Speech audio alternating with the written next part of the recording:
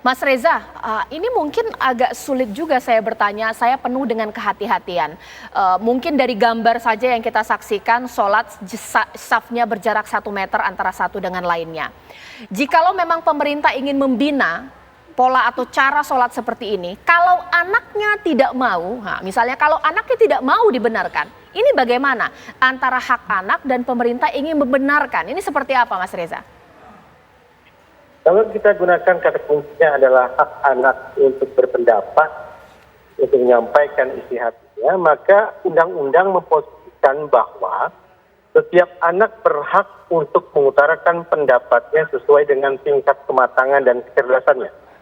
Itu hak anak yang dijamin oleh negara. Tetapi pada saat yang sama, Undang-Undang Perlindungan Anak tidak memuat satu pasal pun yang mewajibkan semua pihak untuk mengamini kehendak atau hak anak tersebut. Dengan kata lain, anak harus diberikan kesempatan untuk berbicara, menyampaikan isi hatinya, tetapi siapapun kemudian pihak itu bisa saja mengabaikan kehendak anak, mengabaikan pernyataan si anak, sepanjang bisa dipastikan bahwa kepentingan terbaik anak bisa direalisasikan.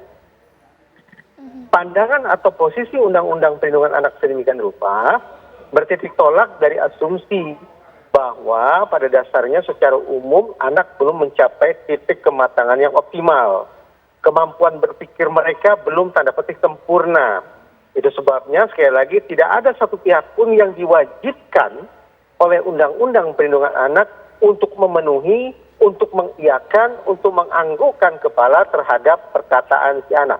Betapapun sekali lagi, semua pihak harus memberikan kesempatan kepada anak untuk menyampaikan pendapatnya, aspirasinya, isi hatinya. Oke, boleh ditambahkan Pak Jejen, nah bagaimana bahwa benturan kita ini hak anak ini, anak juga harus didengarkan. Kalau mereka tidak mau dibenarkan, ini bagaimana? Ya, saya kira apa yang kita lihat salah satunya praktik pengamalan keagamaan tadi, saya kira masalahnya bukan di anak. Karena santri itu sami'na wa ata'na kepada syekh. Ya.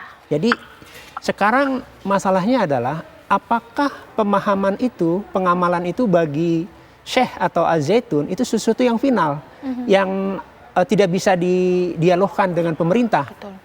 Atau sesuatu yang bisa dibina tadi. Kalau bisa dibina demi kepentingan anak-anak santri bisa diluruskan, saya kira. Dengan catatan memang video-video itu valid ya, bukan satu rekayasa. Jadi di sini pertama tentu pembinaan sesuai dengan standar kurikulum yang sudah ada pesantren maupun madrasah. Tetapi kalau tidak, maka memang kita sudah punya standar operasional ya untuk pertama memberikan surat peringatan dan pada akhirnya pilihan terakhir ya kalau harus menutup ya menutup. Kalau syekh atau al-zaitun bergeming dengan itikat baik dari pemerintah untuk melakukan pembinaan.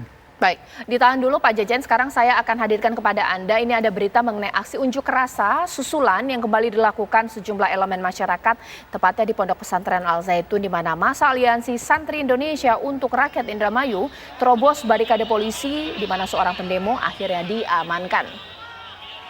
Ratusan massa dari Aliansi Santri Indonesia untuk Rakyat Indramayu atau ASRI menerobos barikade penjagaan polisi yang berjaga sejak pagi tadi di Ponpes Al-Zaitun. Akibat demo yang ricuh, 1 orang diamankan. Dalam orasinya, massa menyuarakan 7 tuntutan, di antaranya usut tuntas dugaan ajaran sesat Al-Zaitun hingga penghentian pembuatan dermaga khusus Al-Zaitun yang dinilai memang tidak ada manfaatnya untuk masyarakat sekitar.